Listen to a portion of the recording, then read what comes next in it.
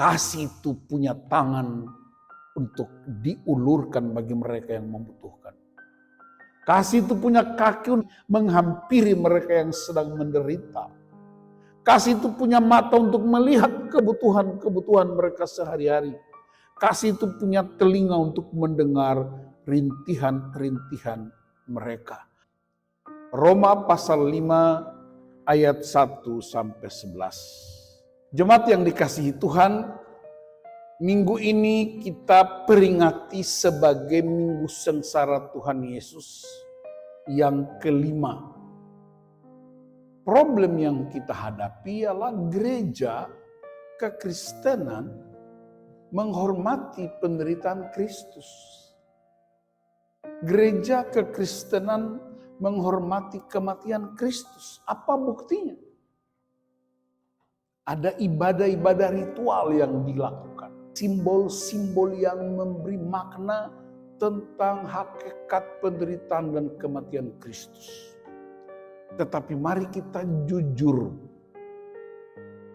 Apakah kita juga bersedia mengalami penderitaan dan kematian Kristus dalam kehidupan sehari-hari?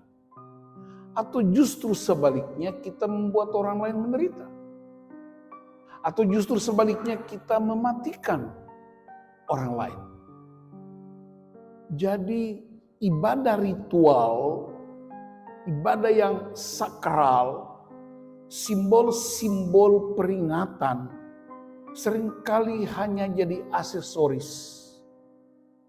Hari ini saya ajak kita untuk renungkan secara khusus ayat 8. Namun Allah menunjukkan kasih-Nya kepada kita dalam hal ini, ketika kita masih berdosa, Kristus telah mati untuk kita.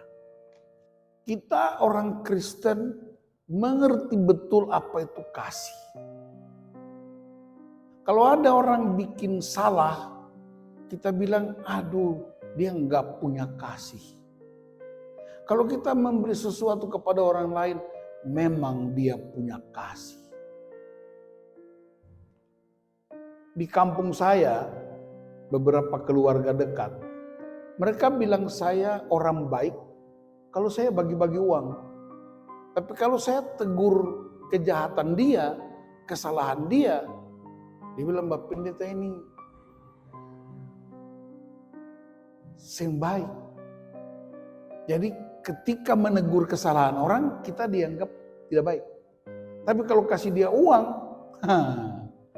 dia bilang kita baik. Jadi hidup baik buruk, baik jahat, itu diukur dengan uang. Bahasa Tobanya, dame madihamu, durung-durung madihami. Dame buat kamu, uang buat aku.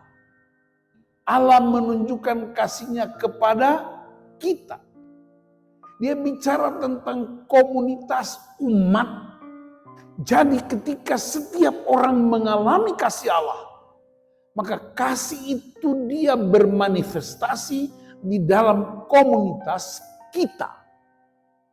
Dia bukan hanya ngomongin kasih, tapi dia tunjukkan kasih. Yesus datang ke dunia bukan untuk mengubah cara pikir Allah tentang kita. Yesus tidak datang ke dunia untuk membuat Allah terkagum-kagum dan mengubah pikiran tentang kita. Dalam keadaan kita macam apapun, Allah tetap kasih-Nya tidak berubah. Jadi Yesus datang untuk menunjukkan. Pertanyaannya ialah, bagaimana dia tunjukkan kasih Bapa itu? Pada waktu Perang Dunia Kedua, ada sebuah kisah nyata di kota Seoul, Korea Selatan. Ada suami istri diplomat dari Amerika Karena perang Korea berkecamuk luar biasa, tentu didukung oleh sekutu, maka diperintahkan semua orang, terutama para diplomat, para pegawai, harus keluar dari kantor kedutaan, keluar dari tempat-tempat tinggal mereka dan menuju sebuah tempat yang ditentukan sebagai tempat penjemputan. Dan semua orang sudah menuju ke tempat penjemputan. Ada suami istri yang baru menikah, mereka pakai mobil dan mereka berlari begitu kencang menuju tempat penjemputan. Di tengah-tengah ancaman peluru, di tengah-tengah tembakan. Dan suaminya bilang, "Ma, ini hanya ada dua kemungkinan. Kita tiba di tempat penjemputan dengan selamat, atau kita mati karena peluru-peluru yang nyasar." Di atas jembatan layang menuju tempat penjemputan, tiba-tiba istrinya bilang begini, "Pak, hentikan mobil ini." Suaminya bilang, "Gak mungkin, Pak. Hentikan sekarang, Pak. Tidak mungkin, kita akan mati. Hentikan, Pak. Aku dengar suara bayi." Lihat, saudara. Di tengah-tengah perang, ancaman peluru-peluru yang nyasar, wanita ini minta suaminya hentikan mobil karena mendengar tangisan seorang bayi.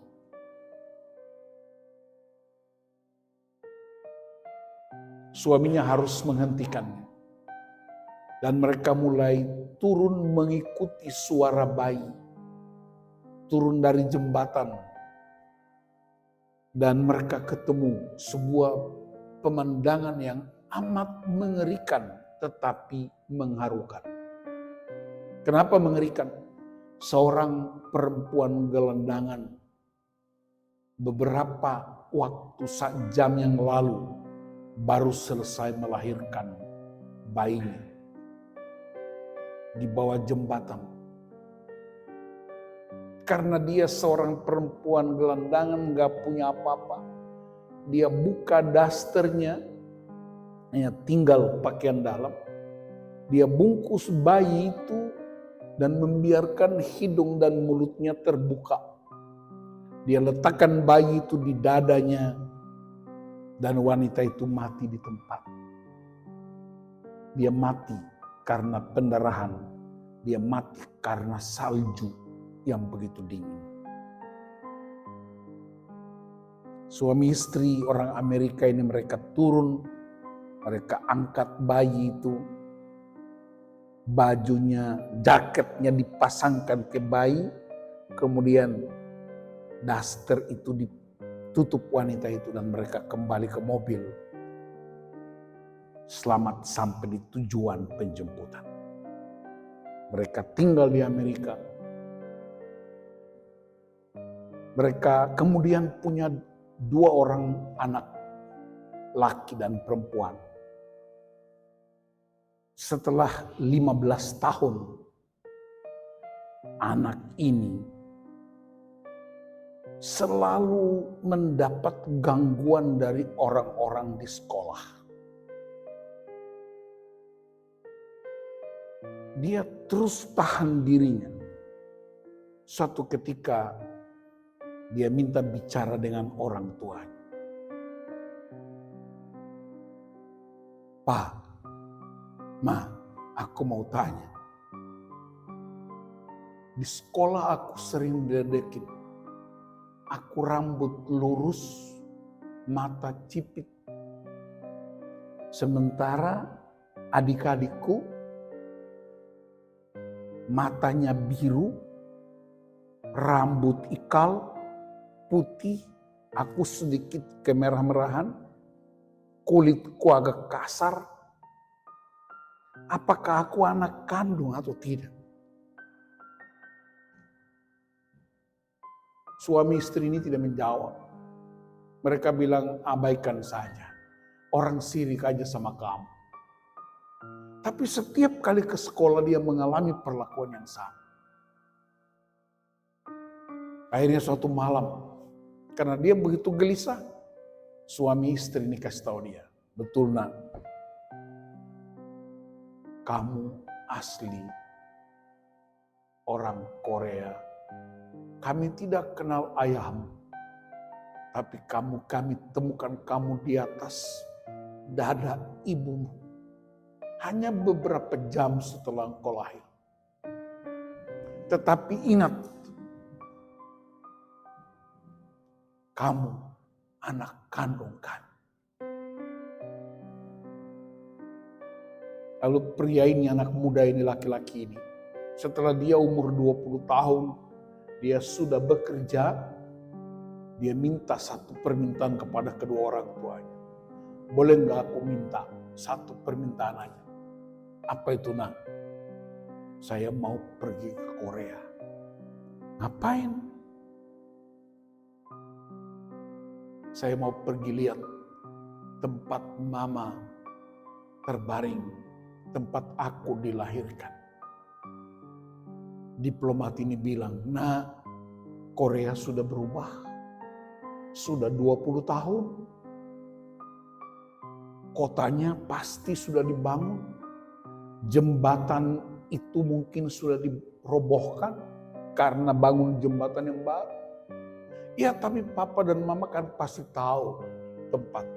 Karena dia paksa terus akhirnya mereka sekeluarga berliburan ke Korea setelah selesai perang. Sampai di tempat itu mereka mulai cari, kira-kira suaminya bilang kira-kira posisinya di sini. Ibunya bilang oh mungkin di sini. Akhirnya mereka sepakat ini tempatnya. Lalu anak muda itu berdiri di pinggir jembatan yang sudah dibangun baru. Dia buka jaketnya. Dia buka celana panjangnya. Hanya tinggal pakai celana pendek. Dia berdiri di pinggir jembatan. Lalu dia lepaskan celana panjang. Kemudian dia lepaskan jaketnya. Lalu dia bilang begini, Mama pakai itu untuk melindungi Mama dari ganasnya salju. Kemudian mereka pulang. Saudara-saudara, itu kisah nyata yang ikut mengubah paradigma saya tentang kekuatan cinta dari seorang ibu yang bersedia mati demi kehidupan bayinya sendiri. Kasih itu ditunjukkan, bukan sekedar diucapkan, bukan sekedar diseminarkan, bukan sekedar didiskusikan, tapi Allah menunjukkan kasih-Nya. Bagaimana cara Allah menunjukkan kasih-Nya? Yesus menderita. Yesus disiksa. Yesus mati di atas kayu salib. Apakah Allah tidak punya kekuasaan untuk menghalangi para prajurit yang menyiksa dia? Apakah Allah tidak punya kekuatan untuk bisa menghalangi orang-orang yang menyalibkan dia? Allah lebih dari itu. Tetapi dia membiarkan itu terjadi. Hanya karena satu aja alasan. Karena dia begitu mengasihi kita. Tidak bisa dirumuskan dengan kalimat apapun. Allah menunjukkan kasih-Nya buat kita. Ketika Kristus mati buat kita waktu kita masih berdosa. Kita mati untuk orang benar, banyak. Mati untuk orang baik juga mungkin ada. Tapi mati untuk orang berdosa, mati buat orang bersalah, hanya satu pribadi yang bisa melakukan. Kristus. Itu sebabnya kasih itu seorang pribadi. Suatu ketika ada seorang bapak gereja namanya Santo Agustinus. Dalam sebuah percakapan, seseorang bertanya begini, Santo Agustinus, bagaimana rupa dan bentuk kasih itu? Lalu Santo Agustinus menjawab, kasih itu punya tangan untuk menolong orang-orang yang membutuhkan pertolongan. Kasih itu punya kaki untuk berjalan menghampiri orang-orang yang miskin. Kasih itu punya mata untuk melihat kebutuhan orang-orang lain. Kasih itu punya telinga untuk mendengar rintihan mereka yang menderita. Jadi, kasih adalah berbuat baik. Itu sebabnya kita pernah ingat ada sebuah lagu, berikanku mata seperti matamu. Ingat ya? Berikanku hati seperti hatimu. Berikanku tangan seperti tanganmu. Itu lagu doang. Kesannya rohani ketika kita menyanyikan lagu itu. Tapi ada seorang wanita yang mendapat hadiah Nobel perdamaian dari PBB, Mother Teresa. Ketika dia terima Nobel perdamaian di kantor PBB di New York, Mother Teresa bilang, cinta atau kasih adalah Anda melakukannya sampai Anda terluka. Itu yang disebut unconditional love. Cinta tanpa syarat. Kasih tanpa syarat. Kapan waktu kita masih berdosa? Waktu kita masih durhaka? Waktu kita menjadi seteru karena dosa? Allah menunjukkan kasih. Saudara-saudaraku yang dikasihi Tuhan, saya diskusi dengan seorang teman hamba Tuhan ketika dia melayani di sebuah gereja ini di Indonesia Timur. Saya nggak perlu sebut namanya dan daerahnya.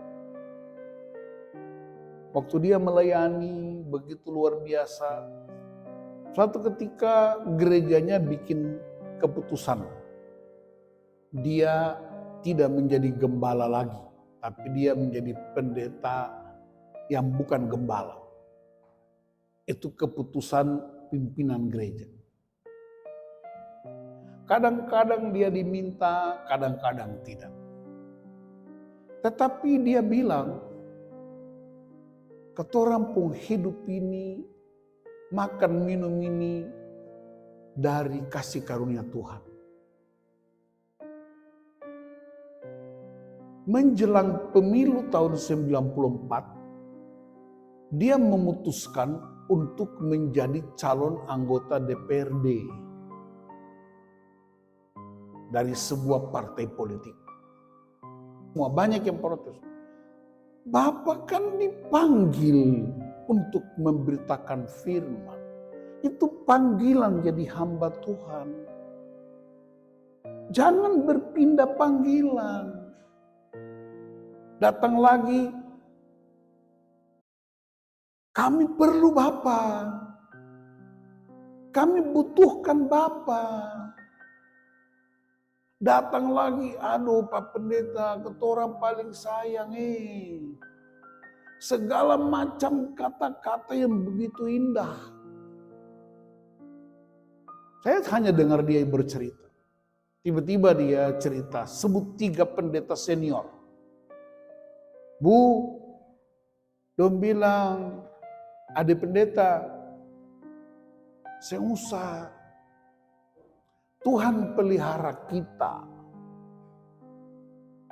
Pendeta tidak mungkin kelaparan. Jadi alias yang usah pindah tempat. Katong perlu ale. Katong sayang ale. Terus dia bilang, Bapak pendeta, semua pendapat kalian saya hormati. Tapi dengar, beta yang rasa.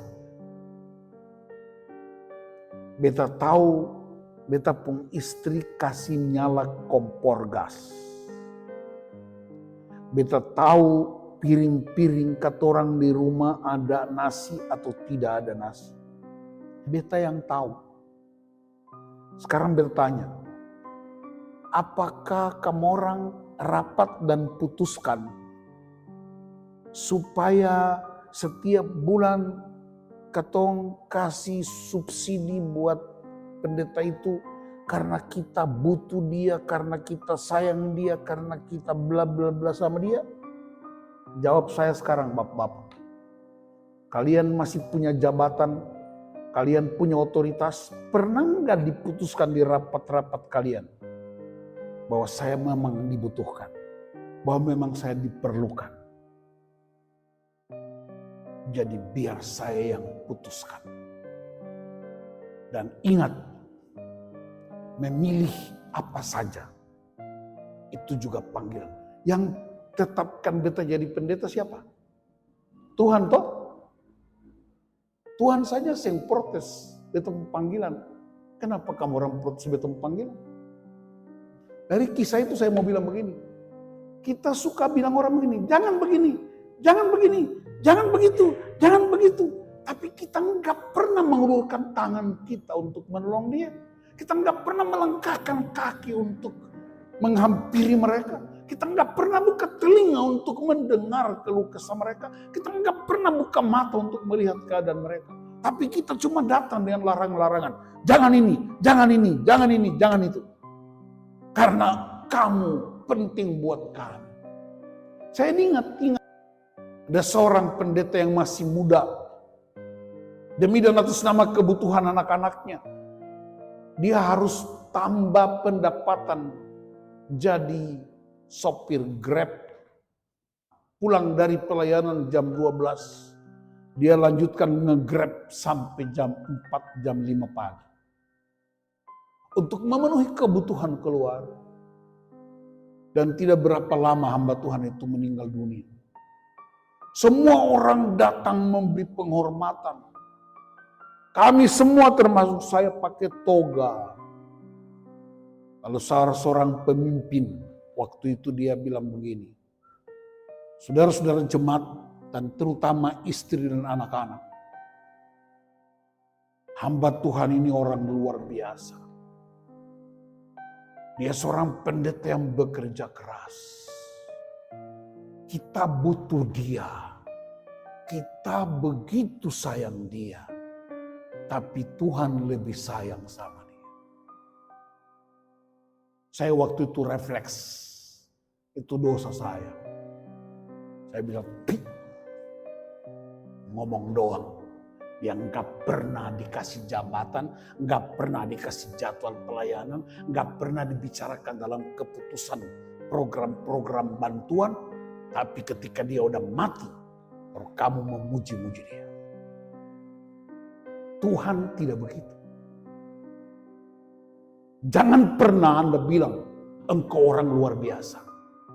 Tapi kamu tidak pernah mengulurkan tangan. Engkau tidak pernah melangkahkan kaki. Engkau tidak pernah buka matamu. Engkau tidak pernah buka telingamu. Jadi kasih yang kita ucapkan itu hanya kebohongan. Nah, pelajaran hari ini mengingatkan kita dari kisah Korea, kisah hamba Tuhan. Saya ingat ayat ini.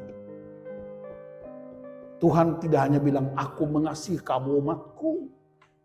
Tapi dia turunkan mana dari sorga untuk kebutuhan setiap hari selama 40 tahun. Dia siapkan tiang awan melindungi mereka dari panasnya matahari 40 tahun. Dia sediakan tiang api untuk menerangi mereka 40 tahun. Itu cara Tuhan pelihara. Cara Tuhan pelihara kita. Semua tersedia. Saudara-saudaraku yang dikasihi Tuhan. Kasih itu mesti ditunjukkan dalam bentuk yang kelihatan. Santo Agustinus bilang apa? Kasih itu punya tangan untuk diulurkan bagi mereka yang membutuhkan. Kasih itu punya kaki untuk melangkahkan kaki menghampiri mereka yang sedang menderita. Kasih itu punya mata untuk melihat kebutuhan-kebutuhan mereka sehari-hari. Kasih itu punya telinga untuk mendengar rintihan-rintihan mereka. Dan itu termanifestasi pada Kristus. Tapi orang-orang yang mengakui dia sebagai Tuhan dan Juru Selamat. Orang-orang yang mengakui dia sebagai penebus. Orang-orang yang mengakui dia sebagai penyelamat. Kita mesti menunjukkan kasih Bapa dalam bentuk yang konkret.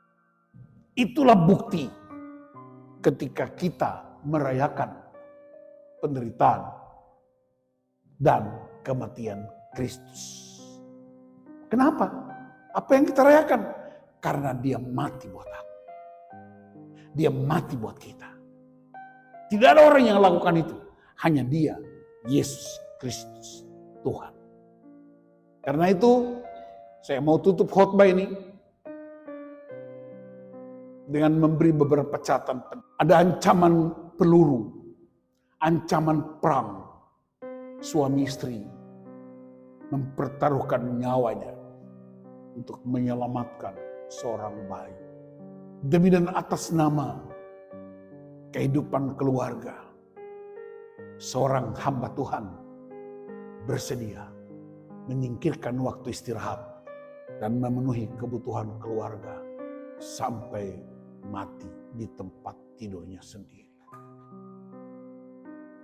Bahkan jauh lebih hebat dari itu, Yesus Kristus anak Allah yang hidup, Tuhan dan Juru Selamat, bersedia tergantung di kayu salib hanya karena kita orang yang berdosa.